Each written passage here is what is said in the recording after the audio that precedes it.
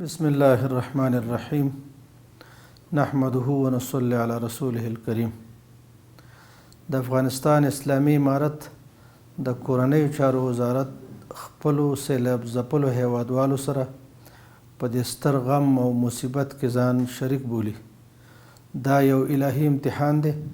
الله پاک مو دې له دې ستر امتحانه په توبو او استغفار سره بریالي کړي.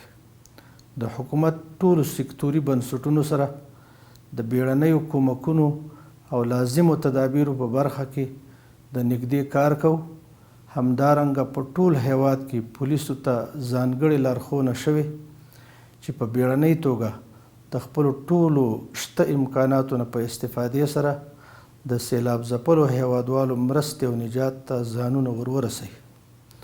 همداشان د ملي تجارانو، خیریه بنسټونو او ټولو شتمنو هیوادوالو مو خواست دا دی چې په دې حساسو شیبو کې زموږ زیانمن شوو هیوادوالو لاسنیوی وکړي. په پای کې د وروستیو پیښو ټولو شهیدانو ته د پاک الله د دربار نه د جنت الفردوس او ټپیانو ته د عاجلې روغتیا هیله کوم. والسلام.